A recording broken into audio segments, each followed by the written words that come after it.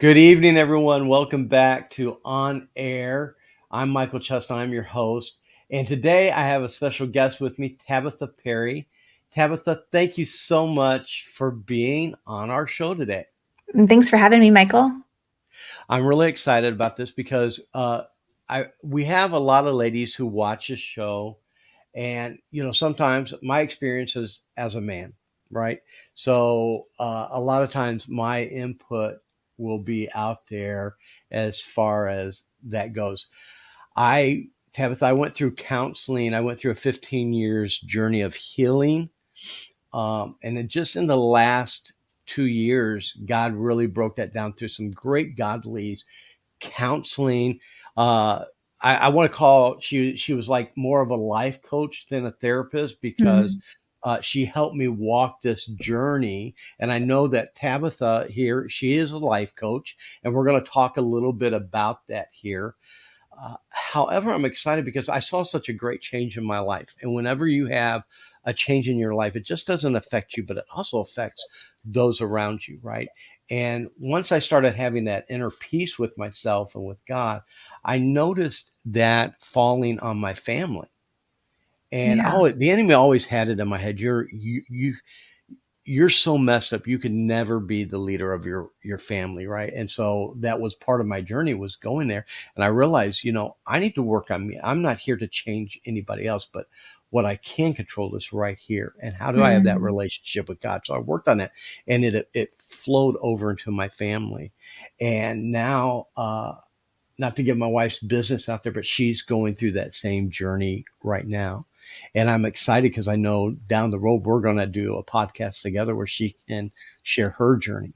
Wow. But I wanted to bring you on here today because I know there's some ladies out here that are listening. And I entitled "This Is Your Life" today because that's what it's about. This is your life. It's God's life. I like to say that I've dedicated my life to God, but God doesn't force me to make choices to follow him or to do the right thing. He presents opportunities, and it's what I do with it. And that's why our umbrella is under intentional guy. I found out being intentional was important, but that's enough about me. I want to send that over to you now. And I know you have a message to bring to us today. And I just want to just hand that over to you right now, Tabatha, if you'll share what God's laying on your heart today for our audience. Absolutely. So I love that you titled it, "This Is Your Life," because I think so often we find that our life doesn't seem to be our own. It seems to be, our activities and the schedules and what people are telling us we should be doing. And I know that God created every single one of us on purpose and with a purpose. And so the life that we have is for him, right? It's to honor him and to love him. And our success may not look like the world's success, but what really matters is that we're doing what he wants, right? And you and I had kind of briefly talked about, you were kind of legalistic in the prior days. I also struggle with that this balance of a relational God versus a legalistic God, because I like rules, I like order, I like the idea of legalism. It's actually comfortable to me, but man, it has worn me out. It has made me overwhelmed and exhausted because there's just no way I can do all of the things. There isn't. I used to think that I could, and for a while I had it nailed, and then I had kids, and then everything changed. Right? Yes, that will do it. I'm not as capable as I think I am, and they are just like little walking, talking, mirrors, and you're like, oh my goodness, do I say that? And I just think that it's so important that we're intentional with our life. So I love that your show is the intentional guy, because we can be an intentional guy and an intentional girl. So what I love talking to my clients about is figuring out who they are. And most importantly, whose they are, right? We've established that we have this foundation of who God is. But God created us, again, very uniquely. And he created us with different strengths, values, and beliefs about ourselves. And when we can really dive deep into those, then we kind of start understanding who we are, and then we can operate with intentionality. But if we don't even know who we are, how are we supposed to be intentional? And I'm sure that was something that, through your counseling, that was something that you figured out and, developed along the way. So that's been something fun that I really enjoy starting out with my clients as well as myself, because with my story, I've had a pretty good life, but it just didn't feel satisfying. And I realized I was just doing all the things that checking the box, the Right. legalism part. And God really wanted more from me. He wanted that relational part. But with relationship, there's vulnerability. And vulnerability Yeah, is scary and it's it is. risky. So Very. I had to come to terms with that and be more open with myself, do my own counseling, get my own life coach. And I realized how helpful it was. And I was like, man, I really want to help people in that same way. And so that's kind of what got me into this. Wow. And that's great. And that's exactly true because, you know, growing up, I was taught kind of a cookie cutter faith and that we all were the same, same, but God's given us each all different gifts and different personalities and different traits that were when we don't hone in on that and look for who God has created us to be, we're missing such great opportunities in life. And that was me. And I was honing in on the wrong things because I was trying to fit that mold of everybody else. But God has, uniquely made me from everybody else. And there's been a joy in developing that and finding who that is. There's been a great joy with that. Up until then, I suffered with depression, anxiety, and Tabitha, one of the things I did was I allowed the worst moments of my life define who I was Mm-hmm. instead of letting God define who I was. And that's where I think a life coach is so really important because they can help us. One, it's a non-judgment zone.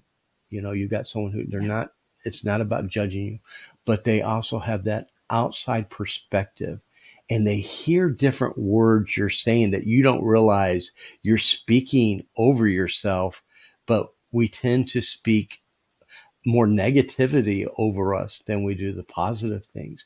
And so one of the things I had spent my life, Tabitha, every day getting up saying, I hate myself. I hate who I am. And I had such a self-loathing thing. And I didn't realize that. The joy of my counseling was I finally gave that at the foot of Christ. And I no longer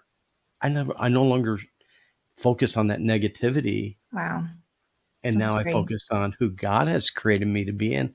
And I can be happy with that. I can have Yeah. joy in who God has created me. And now I look forward to what does my day look like today? What is God going to do today? Now, not to sound super religious or anything like that, because yeah, I have my bad days. And there's days that I have to refocus, regroup, and remember that it's easy to give the enemy our ear, right? But it's Mhm. harder sometimes for us as Christians to really focus on what is God telling us, because it's Yeah. in this world it's easy to focus in on the negativity, and that's where a life coach probably really helps a lot. Because since COVID, I mean our world's just really gotten become negative, has it not? Well, and I think that the negativity has always been there, but over time and in seasons, things are revealed within ourselves, right? Whenever we go through the fire, we are refined, and what is revealed, we have to kind of take a look at. And I think a lot of people through that stress, there was a lot of negativity that was, already there, but it just became a little bit more present. And I think it's Yes. so important that we reflect on ourselves and figure out if there's that critical spirit, if there is that negative self-talk. And a lot of times I found with myself, I wouldn't even be as direct of saying like I hate myself. I would say really passive aggressive things to myself that I didn't even realize was like degrading. And with the Hmm. help of a counselor, with the help of even feedback from my husband or some friends, like, hey, you say that, like, that's not true. Like, and some Right. language we use is cancel that. Like, cancel that language. Let's regroup. Like, how else can you reframe that thought? Because what we speak Yes, over ourselves, we end up doing. And it sounds silly, but it's true. it It's is. so It true. is. And so I think that it's so important that we're aware of what goes on in our mind and the words that we speak, because ultimately it comes from our heart. And I really think that it's important to journal, because to journal, or to even just brain up on someone that you find safe and that you respect, because so many times there's things hidden in our mind and in our heart that we didn't even know were present. We didn't even know that they were holding us back or distracting us. And so when we write things out, or when we just kind of, share how we're feeling, we're so much more able to identify, oh my goodness, here's something that is a stronghold in my life. Like, here is, some chains. And my background is working with people in prison. And what I found is that working with a lot of women in prison, that many of them are more free than some of the women that I know outside of prison. And it's Wow. all about mentality, right? It's all about how we view freedom in Christ, and whether or not we're legalistic and, think that we are only as good as, we get things done and check off lists. So Right. I think it's so important. And again, just to kind of reiterate what you said, is that our past doesn't define us, but I do think it helps refine us, and that we're able to, really kind of see what we're made of, who God made us to be, and go back to like whose we are, who we are. And then that's where we can kind of get that foundation. Wow. I really like that. I'm going to be stealing that. You Please. know, we don't have to let our past define us, but we do let it refine us. Yeah. Wow. I like that right there, because that's the truth. I mean, although I would never want to relive what's happened in my past, it is a part of who I am. And that journey, because of the turmoil and the other things I went through, brought me closer to God. And so, even though I don't want to go through those again, I'm so glad that God in His Word tells us that He can take that mess and use it for His good. Yeah. And that's so great. So, how help us with that journey a little bit? This is your life, and I you know, so I do realize women women think different than men. And I know this because I'm a husband, right? And I'm learning to try and speak my wife's love language. What is it? How is it? I used to be a jokester all the time, always talking. And um, I would be teasing, but at the same time, I found out what I was doing was tearing down my wife. Hmm. And even though she knew that's not what I was doing, and I knew what, but words have meaning to them. Words do hurt even in it. And I come from a family, we just tease a lot and stuff like that. And I was like, it, and I had a really good friend who pointed it out to me. I love when we Hmm. can have, I love when we have friendships who are not afraid to speak truth to us, regardless if it may hurt our feelings or not. If it's truth, it's truth, right? Yeah. So I'm thankful for this man, because at first I was a little offended by him, because I felt like he was saying I wasn't loving my wife enough. And I'm like, she knows I'm teasing. But then I was like, I've heard her say before that, you know, it really isn't edifying to her, is it? So Hmm. now I'm very intentional in wanting to lift my wife up, because Yeah. God's given me a gift with her. So I'm realizing our relationships are different. Women respond different. And um, my wife, her responsibilities in life and in our family is different than mine. And I'm 56 years old, and I'm just really learning all this stuff. Is that crazy? No, I'm glad that you're learning it now.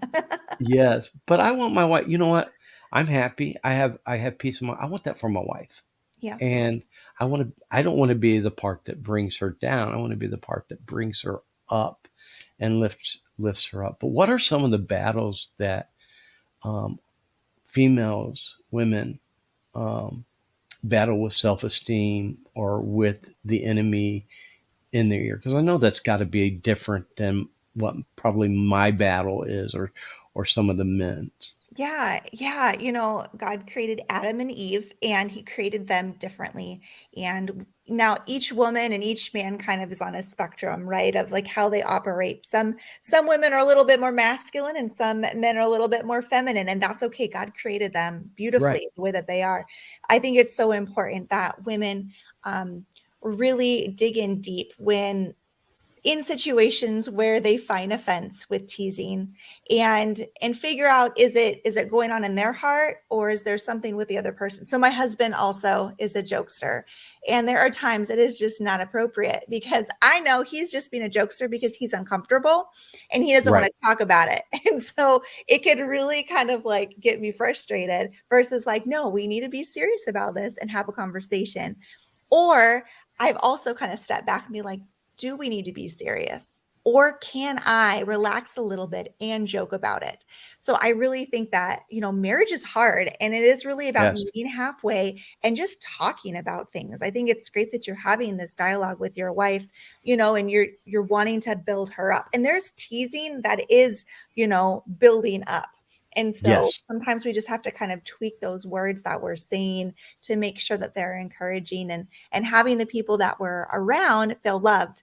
I think that one of the common mindsets that a woman struggles with is this thought of I'm behind, like always feeling behind. The house is never clean. The dishes are never done. My work is never done. I'm not giving enough to my kids. I'm not giving enough to my husband. Like I'm not enough is kind Mm. of this mindset. And I know men have that in like their own version. Um, but I think it's really interesting to see women and how it kind of like manifests in their life. And for me, having my checklist and getting my checklist done, like that is the best feeling. And that kind of helps combat that idea of like, I'm always behind, but kind of coming Right. back to like, who am I? Like, I am a strong and courageous, bold and consistent child of God. And that's my personal contract that I have to tell myself regularly when I get all caught up in this idea of like I'm behind, because really who says I'm behind? Like I'm my own Right. boss. I have my own business, right? My husband is loving and doesn't care if the house isn't clean a day, and my kids are fine if we get takeout. Like I'm the only one putting this pressure on myself. I'm the only one that creates a prison, this Yes. these limiting beliefs and this idea that I can't be free. Like I limit myself, nobody else does. And I think that is a struggle that women have, is they're always thinking that something is holding them back, and it's really just themselves. And that is the hardest realization to come to. So how do they push past that? How do you, if you're in that mindset and that's this battle that you have, how do you push past that? Well, one strategy is to just stop and take a breath, because many women that are have this mindset are just going, right? They're just constantly in like almost chaos. And so the best thing that we can do is literally stop and take a breath and Mm. start grounding ourselves, because many times we get so caught up in our head, we're not actually in our body. We're not experiencing life. We're in our head in this version of our life that we want to be. So stopping and thinking about who am I? What do I want out of life? Am I operating as a bold woman right now? Am I operating as a consistent woman with the choices that I'm making, with this mindset of thinking that I'm behind? And then really reframing these thoughts of, am I behind, or do I need to say no to some things? And that's the Mm. boundary part of saying no to some things and yes to others. Many times we are saying yes to too many things because we think we have to keep up with everyone else. Our kids need to be in 5 activities. We need to have home Right. cooked meals. Our house needs to be perfect. There is a version for all of us that makes sense.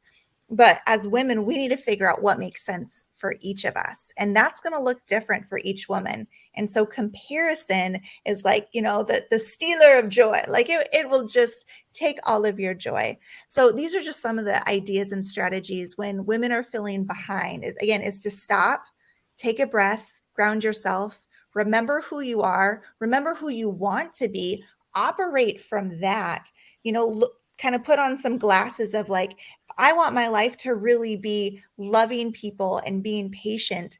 And what I'm doing, like helping me with that. And then learning to say yes and no to certain things, allowing yourself again, like to take control of your life. Yes, God is in control, but he is a gentleman and he will not enter in until we allow Yes. him. And there has to be margin. And, and I see in my wife some of the things that you're just saying. So, as a husband, how can I be a help to my wife in that struggle? It how can I, because as husbands we want to be fixers, Yep. and and my wife doesn't need me to fix her. No. That's God's job.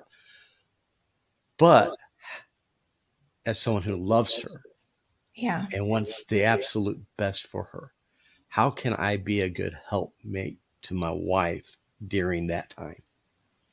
Something that is very, very powerful is communicating your love for her when she does something great and when she messes up, like equally, that you see her the same no matter what, whether she screwed up on dinner, didn't, do well in work, whatever it is, that you show up and you love her consistently no matter what. And that's hard for sure. But then she will start believing I'm loved no matter what. And that's something my husband has done an amazing job at because I am so hard on myself, but he consistently shows up and says that he loves me. I can be dressed up looking glamorous or in my jammies and he still thinks I'm beautiful. I'm like, what is going on? But when we feel that security, that love, that helps build confidence. So that way we can look at problems as more confident and being like, okay, this has been holding me back. How can I get creative and move forward?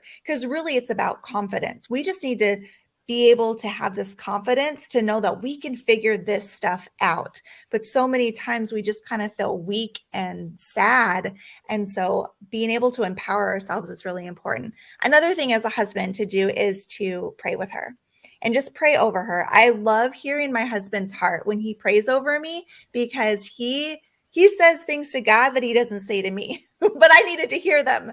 And so praying over your wife and just together as a unit, right? Because you are a partnership. It's just another idea.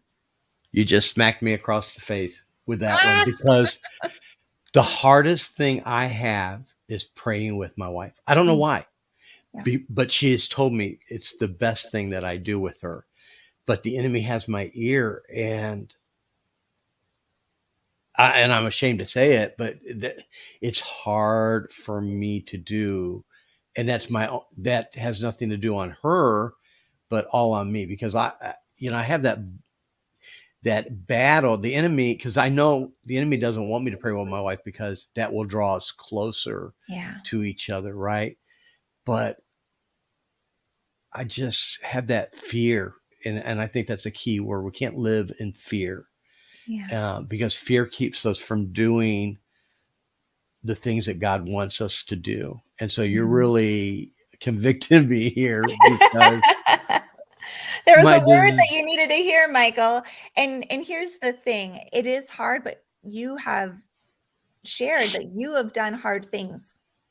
You have. And so this can just be another hard thing that you come up with a battle plan for, right? Like come up with a right. strategy, whether it's praying with her, whatever, if it's in the morning or evening, wherever you feel strongest, that you have like the most grit that you can push through whatever those thoughts are that are preventing you from doing it. And don't feel like it has to be a 10-minute prayer. Literally do like, Lord, thank you. Amen. Like give yourself Yeah. just a little baby prayer and start off with that. And then the next day, maybe make it a little bit longer. But you can do hard things, and your wife has asked you for this, and God will bless it. And I promise you, it's going to get easier and easier. And isn't that crazy? Because my wife desires that more than anything, and I desire to want that, but I'm living in fear of that. And I can hear my counselor talking to me now. Well, why are we feeding into fear? Uh, with it, because it's robbing me of a joy. And so I thank you for speaking that into me. And it is, I like the practicality of what you said too, because a lot of times we think when we're conquering something, it's this big drawn out thing, but God doesn't require that of us. Sometimes it's probably going to be the small prayer with her that's going to mean the most, and that it's coming from my heart, Yeah. because I'm giving a part of myself, a intimate part of myself to her. Also, my wife knows that's hard for me, because I've relayed that to her, that it's just really hard for me to pray with you, not because of you, but because I feel inadequate to do that. And so when I do pray with her, it melts her heart even more towards me. And man, you just really smacked me across the face today, Tabitha. But it's good, because I need that, because Yeah. I want that better relationship with my wife, and I want a spiritual relationship with my wife as well, because God's brought us through so much, and there's so Yeah. much more that God can do with inside of us. And me, as um, she wants me to be that leader. She wants me to do to do those things with her. And would you say that once I start making that effort more and come up with that battle plan, how do you think that will affect her? Well, I think she's going to trust you more because this is something that you said you want to do. You haven't done it yet. And when we step up and we follow through with what we say we're going to do, it shows integrity. And a woman, again, she really wants security. And when there's integrity in a man, that helps make her feel secure.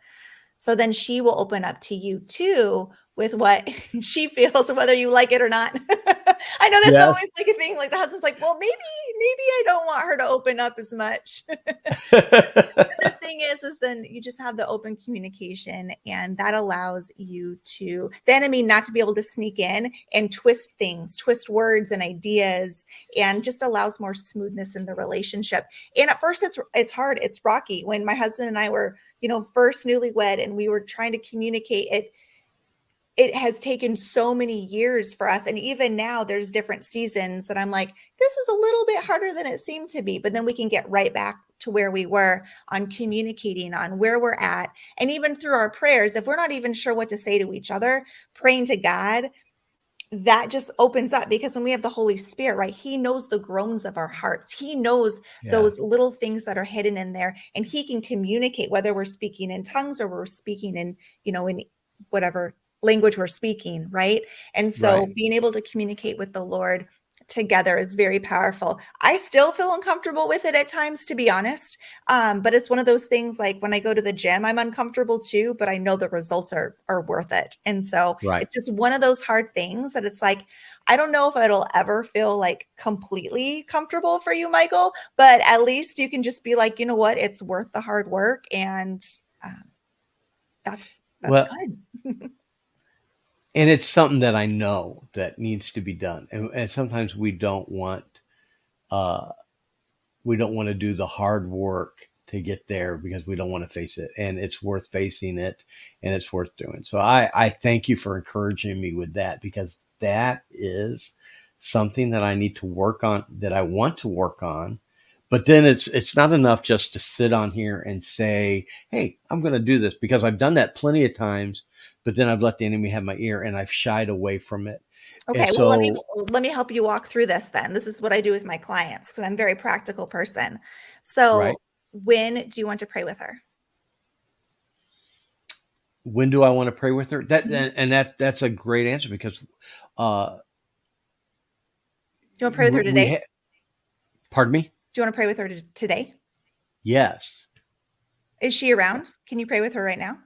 She's not around. She's at work, Okay. So but what time does she get off?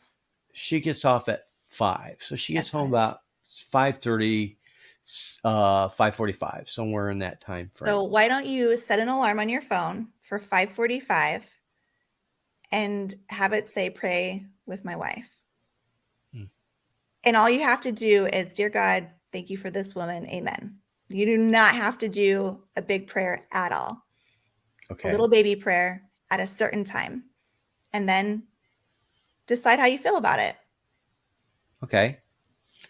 And then Then set alarm we, for the next day. And then the next day. okay. Now let me ask a question. Uh, so let's say I set an alarm at 5:45 every day, and I do it at 5:45. Is she going to feel like, oh, he's just being legalistic and he's just doing this? Or do you think she will be able to see past that this is an effort that he's really trying to do? And I guess I'm answering my own question too. Part of that is how I'm going to communicate that to her is this Mm. is what I want to do. And eventually I won't have to set an alarm to remind myself to do this. It will become natural. So I Yeah. think, and I'm answering my own question, Yes, you but are. I love you it. know, but I think it comes back to something you said earlier. Communication is such a key in relationships. So if my wife knows it's my heart and I want to do, and even though it's set on my watch to go off at this time for me to do, I'm still making a commitment to her and I'm honoring that commitment. And so hopefully she will see that. But I think it's all in the delivery and how I communicate it to her as well.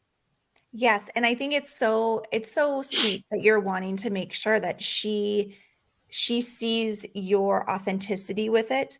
But we also know that we can't control what other people think or feel, Yes. especially our spouses, as much as I Yes. tried. So also like do your best to communicate to her and then just talk to God about it, right? Give it to God. Be like, God, this is my plan. This is what I'm you are worth setting an alarm for. Like you are worth this, God. Help me Yes. to do it in a way that's relational and not legalistic. Ask him for the guidance and then release it. Release it, Michael. Don't judge yourself. Just continue on with it and just see what happens and how God uses it.